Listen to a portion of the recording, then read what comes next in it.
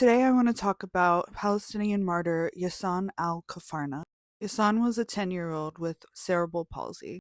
He died in Rafah in Abu Yusuf al-Najir hospital due to malnutrition as the famine deepens in Gaza Strip. When he died, he weighed only 5 kilograms or approximately 11 pounds. His family had been displaced since the beginning of the war from their home in Bet Hanun, and since then his cerebral palsy had deteriorated due to lack of proper medical care, medicine, and food. Before the war, his family was able to provide for him, but because of the ongoing Israeli assault and their continued displacement, they were unable to find medicine or anything that could have kept him alive. People on Twitter have tried to dismiss his death by attributing it to his cerebral palsy. Make no mistake, this is straight up eugenics. Israel is denying access to food, water, and medical supplies that could have kept Yassan alive. The food, water, and medical supplies he was able to receive before Israel began its assault on Palestine. Imani, also known as Crutches and Spice, says the exact same source used to justify eugenics in the community note says 80% of people with cerebral palsy live until 58, and most studies show living between 30 and 80.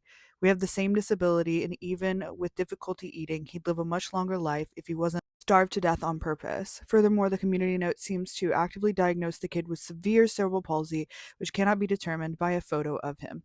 She adds also, the more severe things like starvation and stress, the more CP symptoms would likely worsen, so still starve to death. Eugenics is the same no matter where you go. Empire, when it doesn't kill you, disables you, leads you to a slow and painful death due to its destruction, and then blames you for that death because you weren't healthy enough to begin with. According to this article by Nada Osman, Yassan's death brings the total number of children who have died from malnutrition since October to 16. She quotes his father, who said, "Before the war, he was healthy. He had access to all the food and medical care he needed. When the war started, everything was cut off. Before he died, he was living on scraps of bread we found with great difficulty and bought at extremely high costs. If we couldn't find food, we would give him sugar just so he could stay alive.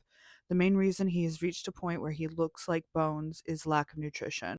I'm not going to show the pictures of his body because I don't think TikTok will let me, but they're some of the most horrifying images I've ever seen. According to Kafarna, Yasan reached a point where he needed specific food and nutrients to keep him alive after losing so much of his body weight. However, the family could not get a hold of anything they required. Because of his cerebral palsy, he needed to follow a special diet and take supplements. Since the start of the war, he didn't have access to any of these. Hossam Shabat, a journalist in Gaza, said that a young girl died after not having access to milk, while another, identified as Heba Ziada, died in northern Gaza from dehydration and malnutrition. The health system in northern Gaza is now completely unable to meet the needs of the besieged territory. UNRWA warned in late February that Gaza was on the brink of famine. That organization, which is currently being defunded by many Western countries, was last able to deliver food to northern Gaza on January 23rd. At least 500,000 people are facing famine, while nearly the entire population of Gaza, 2.3 million people, is experiencing acute food shortage, figures from the UN Office for the Coordination of Humanitarian Affairs show. Aid organizations have warned that Israel's denying of food and water to the Palestinian enclave may amount to a crime against humanity. Rhonda Ghazi of NGO Save the Children said Gaza was witnessing the worst level of malnutrition worldwide.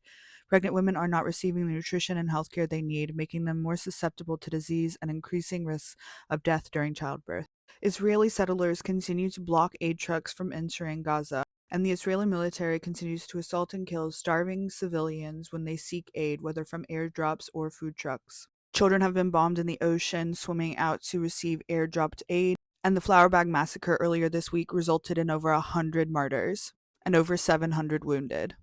Children are dying because Israel is forcing Palestinians into famine, starving them and murdering them when they try to find food, preventing them from getting access to food, medical aid, and water.